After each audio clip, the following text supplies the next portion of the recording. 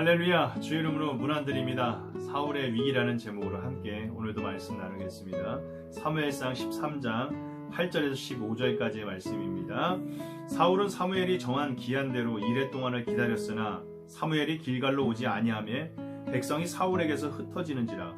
사울이 이르되 번제와 화목제물을 이리로 가져오라 하여 번제를 드렸더니 번제 드리기를 마치자 사무엘이 온지라. 사울이 나가 맞음에 무난함에 사무엘이 이르되 왕이 행하신 것 같이 무엇이냐 하니 사울이 이르되 백성은 내게서 흩어지고 당신은 정한 날 안에 오지 아니하고 블레셋 사람은 믹마스에 모였음을 내가 보았으므로 이에 내가 이르기를 블레셋 사람들이 나를 치러 길갈로 내려오겠거늘 내가 여호와께 은혜를 간구하지 못하였도다 하고 부득이하여 번제를 드렸나이다 하니라. 사무엘이 사울에게 이르되 왕이 망령되이 행하였도다. 왕이 왕의 하나님 여호와께서 왕에게 내리신 명령을 지키지 아니하였도다. 그리하였더라면 여호와께서 이스라엘 위에 왕의 나라를 영원히 세우셨을 것이거늘 지금은 왕의 나라가 길지 못할 것이라. 여호와께서 왕에게 명령하신 바를 왕이 지키지 아니하였으므로 여호와께서 그의 마음에 맞는 사람을 구하여 여호와께서 그를 그의 백성의 지도자로 삼으셨느니라 하고 사무엘이 일어나 길갈에서 떠나 베냐민 기브아로 올라가시니라. 사울이 자기와 함께한 백성의 수를 세어보니 600명가량이라. 아멘. 사울은 왕이 된 지 2년 차에 이해할 수 없는 일을 벌였습니다. 바로 강한 적 블레셋을 친 겁니다. 블레셋은 당시 3만의 병과 6천의 기마병과 셀 수 없을 정도의 많은 군대를 가지고 있었습니다. 결국 블레셋의 반격 앞에 이스라엘 백성들은 혼비백산하여 뿔뿔이 흩어졌고 보이는 곳마다 숨었고 심지어 강을 건너 도망가기에 이릅니다. 사울도 별반 다를 바가 없었습니다. 병사들과 길갈에서 이렇게 하지도 못하고 저렇게 하지도 못하고 벌벌 떨고 있었을 겁니다. 사울의 가장 큰 패전의 원인은 무엇입니까? 그것은 그가 하나님께서 이 전쟁에 대해서 어떻게 하실지에 대한 하나님 어떻게 해야 됩니까? 라는 하나님의 뜻을 묻지 않았을 뿐더러 하나님께 도우심을 요청하지 않았다라는 겁니다. 하나님께서 그토록 사무엘을 통해서 어떤 왕이 되어야 하는지 말씀하셨는데도 사울은 하나님이 원하셨던 하나님의 인도하심을 따르는 왕이 되지 못하였습니다. 결국 하나님의 영이 떠난 그 사울의 마음의 자리에는 어리석음과 교만이 싹에 틀 수밖에 없었습니다.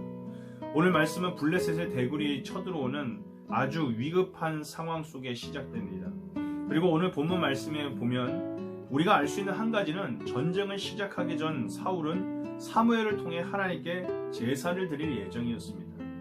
제사를 주관할 사무엘은 그러나 사울에게 일주일을 기다리라 명령하였습니다. 기다리라는 말은 블레셋이 비록 쳐들어오지만 상황과 환경에 휘둘리지 말라는 겁니다.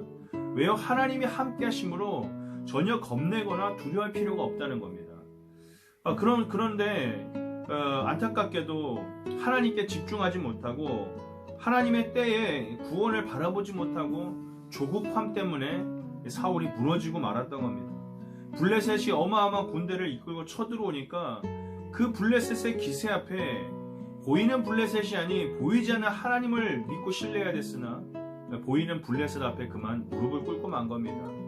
그래서 사울 군대가 없어지자 또 블레셋의 위세가 너무나도 강하자 사울의 마음은 점점 더 조급해졌고 이대로 있다가는 전쟁에 패하고 말겠다라는 또 전쟁에 만약 패한다면 자신이 당할 수치와 모욕적인 상황들 때문에 왕의 자리에서 어쩌면 내려와야 할지도 모른다는 여러 가지 복잡한 감정에 사로잡힌 겁니다.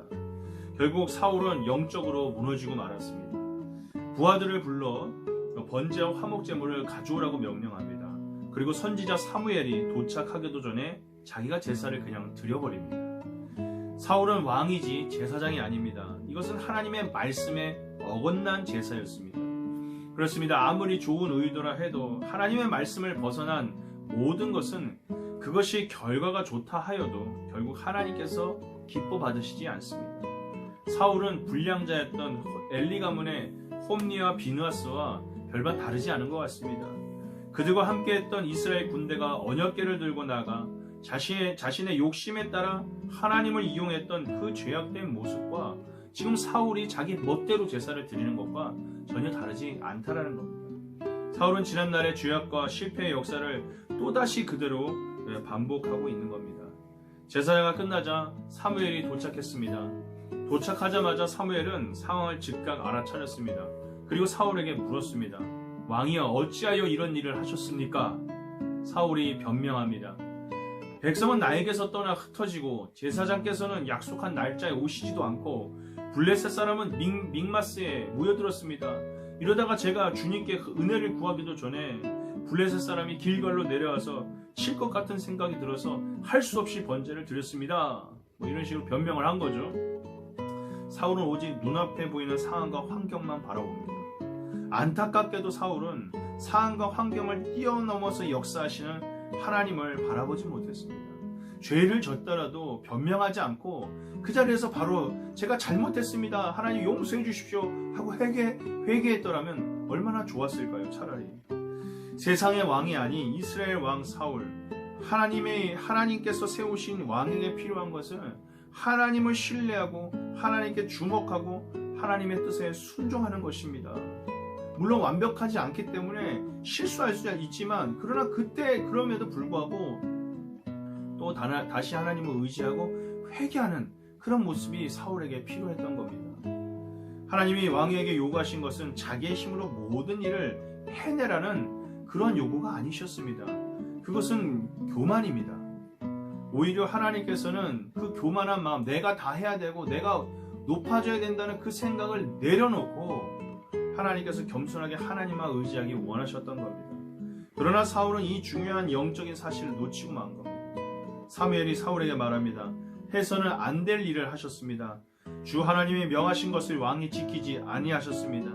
명령을 어기시지 않았더라면 왕과 왕의 자손이 언제까지나 이스라엘을 다스리도록 주님께서 영원토록 굳게 세워 주셨을 겁니다. 그러나 이제는 왕의 왕조가 더 이상 계속되지 못할 겁니다. 주님께서 왕께 명하신 것을 왕이 지키지 아니하셨으므로 주님께서는 달리 마음에 맞는 사람을 찾아서 그를 당신의 백성을 지도자로 세우실 겁니다.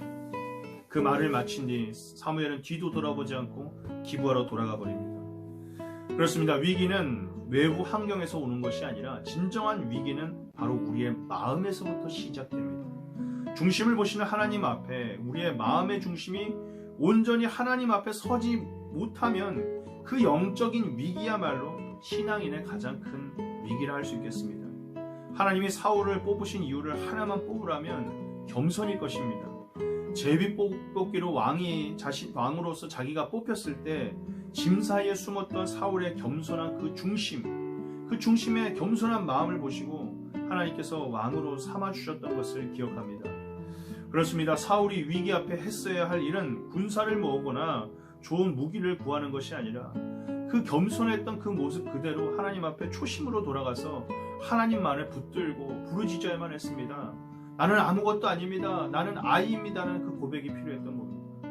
하나님을 찾고 그분을 전적으로 의지하며 모든 것을 내어 맡겼다면 중심을 보시는 하나님께서 다시 사울에게 하나님의 영을 부어주셔서 그 감동으로 두려움 없이 전쟁에서 승리케 하셨을 겁니다. 사랑하는 여러분, 오늘도 우리가 삶과 환경이 어떠하든지 위기가 찾아온다 할지라도 무엇보다 먼저 하나님을 찾고 기도할 수 있는, 늘 마음의 중심이 하나님을 향해 있는 복된 인생이 되기를 소망합니다. 그렇게 겸손하게 하나님을 찾으며 하나님이 도우시지 않으면 나는 아무것도 아닙니다 라는 마음으로 나아갈 때 그 마음을 기뻐 받으시고 하나님께서 우리에게 승리를 허락하실 줄 믿습니다. 감사합니다.